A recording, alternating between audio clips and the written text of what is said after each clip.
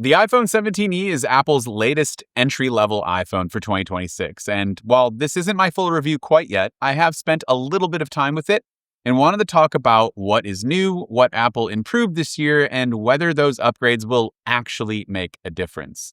Now, this phone has always been about giving you the core iPhone experience without some of the more premium features that might not be necessary and that Apple reserves for its flagship models.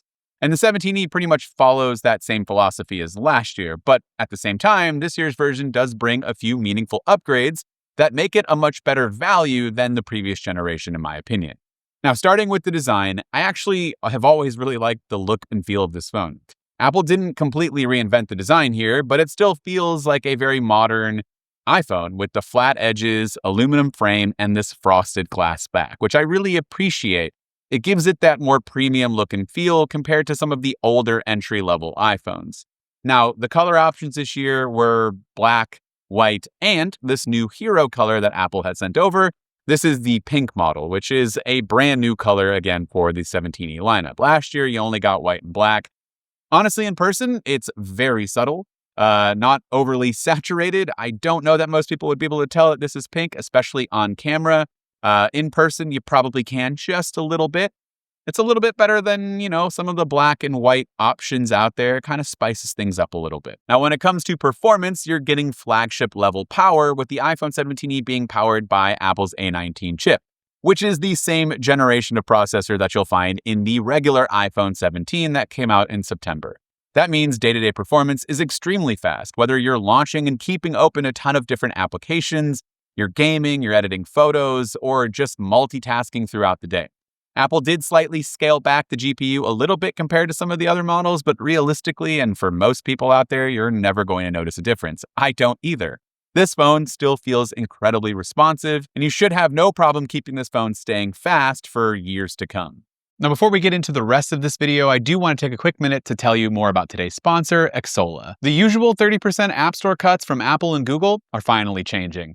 Recent developments mean developers now have more options to monetize their games and send players straight to their own checkout or shop instead of giving up a significant chunk of their revenue.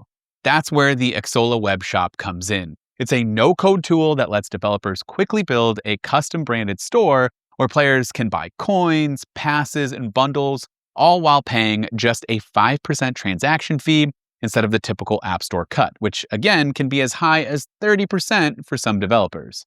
If you're a mobile developer or publisher, this is your chance to take control, keep more of your revenue, and give players more value. So be sure to check out the Xsolla web shop today for more. Thanks, Xsolla, for sponsoring this video. Another really welcome change this year, and one of the biggest improvements, is MagSafe. The previous generation didn't support it, which made it feel a bit out of step with the rest of Apple's lineup, and honestly, it really bummed me out. I initially tried to play it off like it was fine, that you didn't need it, but it really wasn't. All of my charging accessories are MagSafe. I have a MagSafe wallet. There's tons of other accessories that you can connect to this that are convenient.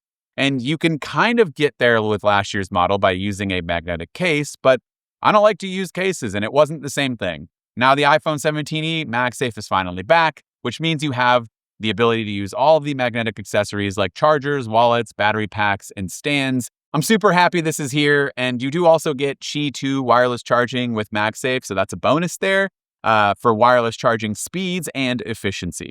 Apple also updated the base storage this year, which is a nice touch. The 17e now starts with 256 gigs instead of 128, and that alone makes the phone feel like a much better long-term buy if you plan to keep your device for, 4 or 5 years. Storage fills up fast with photos, videos, and apps, so starting with 256 right out of the box is definitely better than, starting with half of that. Though I personally, if you're going to be using this for a long time, and if you're a photoholic and you take a ton of photos, try to upgrade to the 512 model, just to kind of future-proof as much as you can. That said, there still are a few compromises with this phone, and the biggest one and the most noticeable one is the camera department. And if you are someone who is addicted to taking a lot of pictures, well, you're not going to be a fan of this single lens camera system. Or maybe you will be. Maybe you just take a lot of photos with just the main sensor, in which case you'll be happy because that's all you get.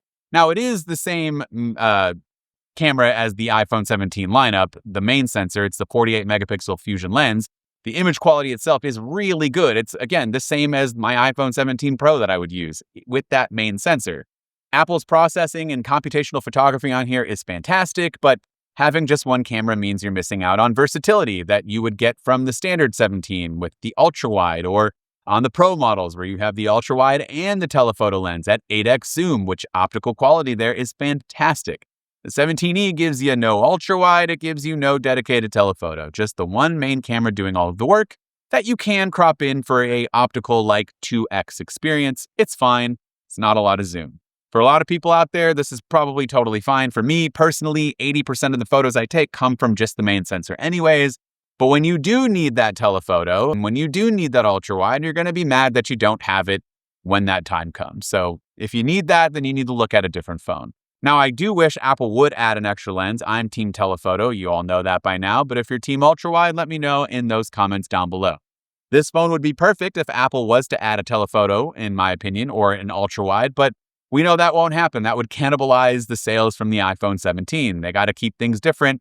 Camera and display is where things are different. And speaking of the display here, Apple clearly keeps the 17E positioned as the more affordable option because you're getting a nice OLED panel that looks sharp and colorful, but it's still limited to 60 Hz refresh rate. If you jump up to the 17, you do get ProMotion with 120 Hz.